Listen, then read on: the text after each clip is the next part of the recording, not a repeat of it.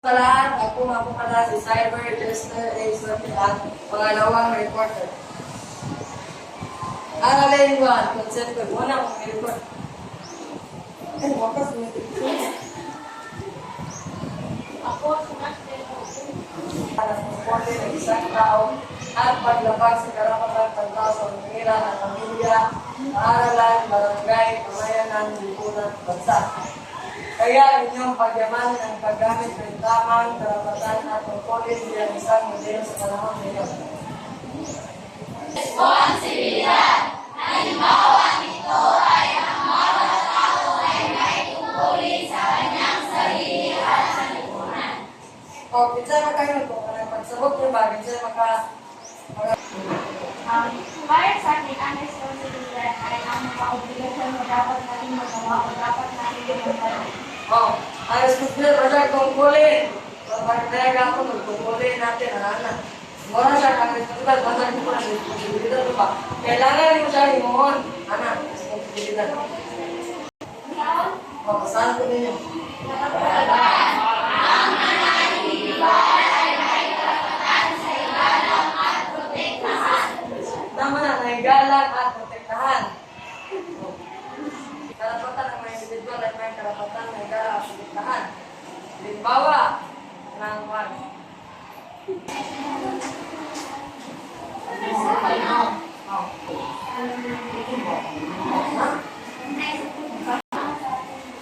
Kato, usa pa. Usa pa. Ano pa? Apa? Dagan mana?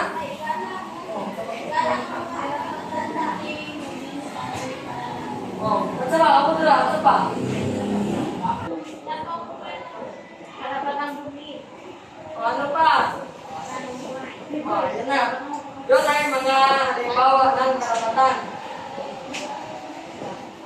Ang pangatlo, moral na pananaw ay mga desisyon ng tao ay nakabatay sa kanilang mga prinsipyo at pananaw sa tama at mali. Halimbawa, ang buwan. Halimbawa, ng isang gamay ng maliit na. Ito ka rin, ano? Una, mga desisyon ng tao na nakabatay. Ang desisyon daw ng tao ay nakabatay daw sa kanilang mga prinsipyo. Sa English, principle at pananaw sa tama at mali. Kanang tao sa ba? Kanang halimbawa niya ay nasa pero sa tama at mali. Kung ano ang tama at kung ano ang mali. O ala, hindi po. Ginugong aladyan ay ano yun? Mayo ka, ginugong aladyan. Huwag kayong tumawa, hindi ako nasa pagkatawa dito. Mayo ka, ginugong aladyan. Tagalogin mo. Saan ka magsalita ng Tagalog? I-relate mo sa iyong pangumuhay sa araw-araw.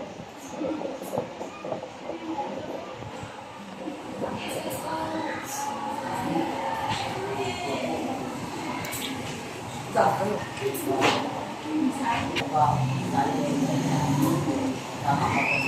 Tama. Yan mo. Ang sabi niya ginawa ka dyan, desisyon daw, kapag bago ka sumali ng mga grupo-grupo, kung tama ba daw ang sinalihan, mali. Ano? Tapos ng pangapat, paggalang. Paggalang.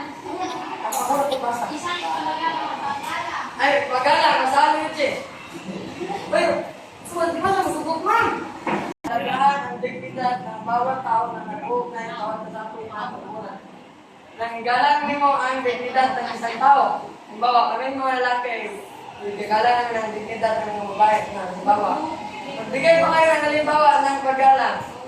Ang magmano sa mga matatanda, na paggalang na, yan na yung halimbawa ng paggalang. Ano pa?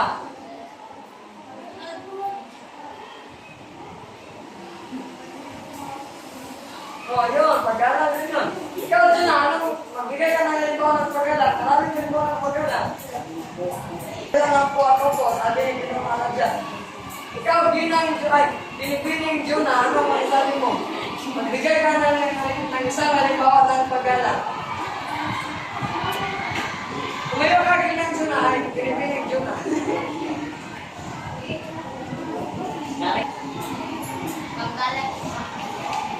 O, ikaw. O, yun.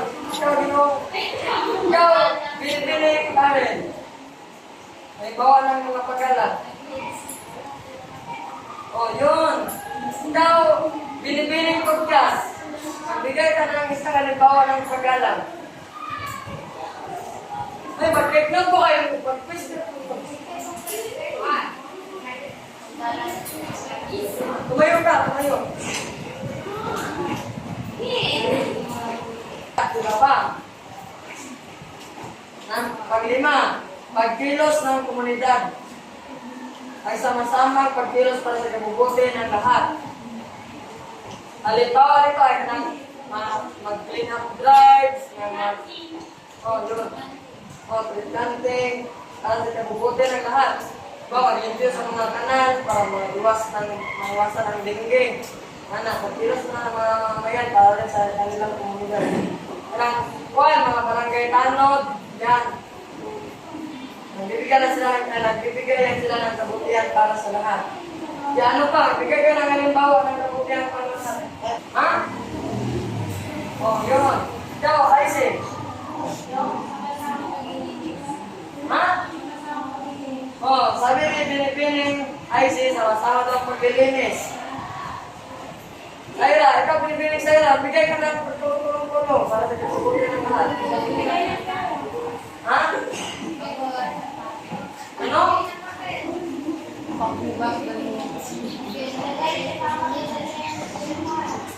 Marian? Binibining Marian. Tumayo ko, Binibining Marian. Para may malaman na magkaklase mo ang klase mo ang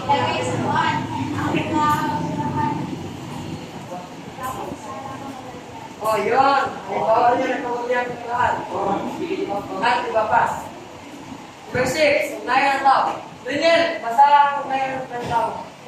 Unayan ng tao ang yun sa iba ay nagbibigay ng kapan para kapag ng bawat isa. Oh, magbigay ka ng halimbawa, Ginoong Daniel. Oh, yun. May sumabi ko pag-ulit din mo. Nagbigay ka ng halimbawa ng magbigay ng tao. Para sa palimulat ng bawat isa. Ha? Ako. Inasya. Ha? Inasya. Oh. Ano pa? Pagbibigay ng tamang gantimpala o parusa sa mga aksyon. Halimbawa ng masasaktan, ng nakapatay, may taong nakapatay. Tapos bigyan ng katarungan ng tamang parusa sa iaba. Halimbawa ng bilis sa papyon, kasuhon dito ba, tamang yung parusa. Diba, sana naman na identity natin, mga yawang na doon. Ano pa? Nang bigyan sa ng kurba, tamang parusa o gantimpala.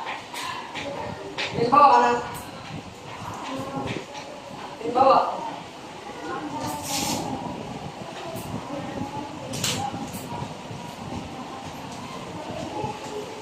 Oh, yun.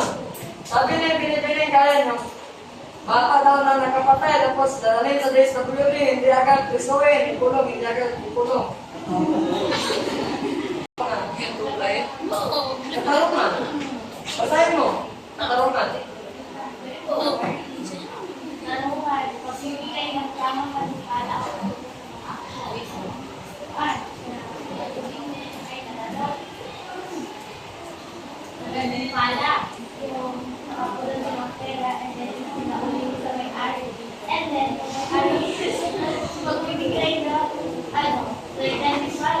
Ngayon, maraming salamat Binibining Kaira sa iyo.